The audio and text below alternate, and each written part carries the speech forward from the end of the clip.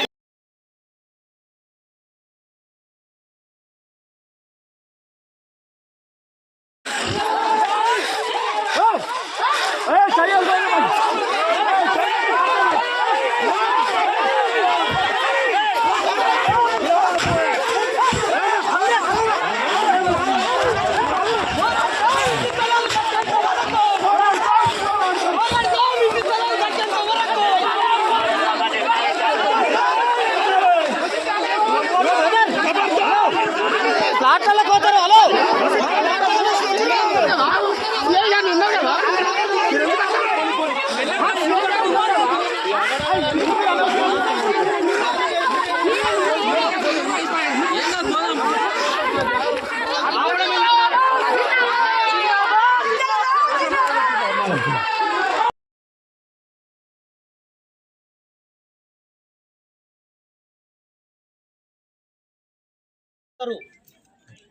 సంవత్సరాలు ఈ భూమి ఈ ప్లాట్ లో ఇక్కడ ఉన్నది నాది అని అనుకున్న హక్కు రద్దయిపోతుంది.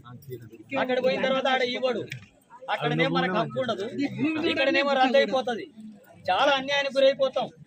ఎందుకంటే ఇప్పుడు పెద్దోడు చాలా రామోజీరావు అంటే చిన్నోడు సన్నోడా ఏమన్నా మనం వచ్చి గల్లబట్టి బయటకి ఇడుచుకుందామంటే అయ్యే పని ఉందా? ఏమన్నా ముఖ్యమంత్రుల్ని ఆటాడిచ్చేటోడు కదా, కోట్ల రూపాయలు సంపాదించినోడు కదా, ప్రభుత్వాన్ని గల్లంతు చేసేవాడు కదా, ముఖ్యమంత్రులతో ఆడుకోగలిగినటువంటి వాడు మనల్ని కానీ ఏసీబీ గారిని డీసీపీ గారిని వాళ్ళనంతా మోసం చెయ్యరని చెప్పి మనం అనుకోవడానికి వీల్లేదు. వీళ్ళు నిజాయితీగా చేసినప్పటికీ కూడా వీళ్ళను కూడా మోసం చేసే శక్తి ఉన్నటువంటి వాడు అతను. ఆయనకున్న సంస్థ అటువంటిది.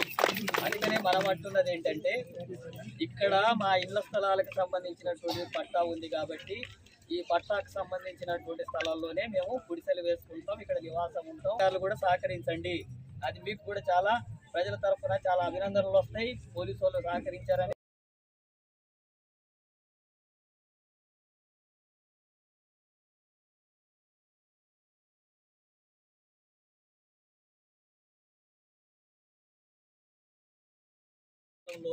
ఆ ఇల్లు కట్టుకోకపోతే ఇక్కడ ఉండేటటువంటి వాళ్ళ పరిస్థితి ఏంటి? వేరే వాళ్ళంతా కూడా వచ్చి భూములంతా కూడా ఆక్రమించేస్తున్నారు, మనకు కొనలేని స్థితికి తెస్తున్నారు. ఈ ఊర్లలో పుట్టినటువంటి వాడికి ఇక్కడ ప్లాటు లేనటువంటి స్థితికి ఏర్పడుతుంది. పట్టా ఉన్నా కూడా మన స్థలంలోకి మనం రానియనటువంటి పరిస్థితి ఏర్పడుతుంది. ఇది అన్యాయం. చాలా 18 సంవత్సరాలుగా అడ్డుకుంటున్నారు. ఇప్పుడు ప్రభుత్వ అధికారులను గేట్లను వెంటనే మొత్తం తొలగించాలా, ఓపెన్ చేయాలా.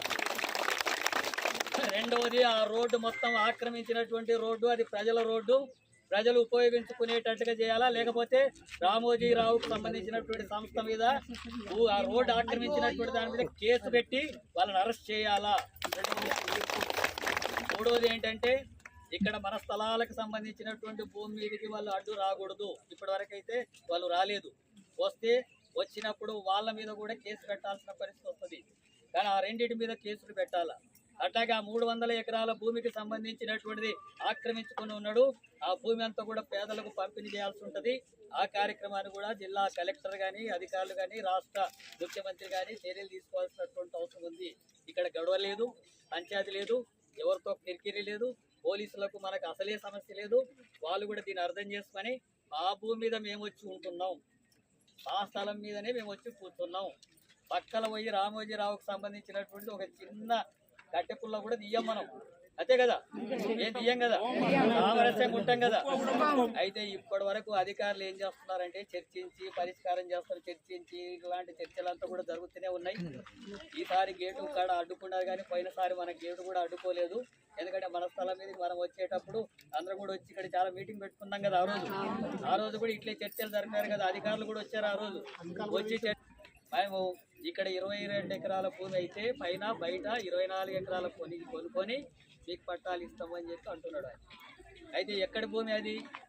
ఆయన అక్కడ బయట ప్రైవేటు వాళ్ళది కొని ప్రభుత్వానికి ఇస్తే ప్రభుత్వం మళ్ళీ తీసుకొని డబ్బులు ఇచ్చి తీసుకొని మనకు పంపిణీ చేయాలి.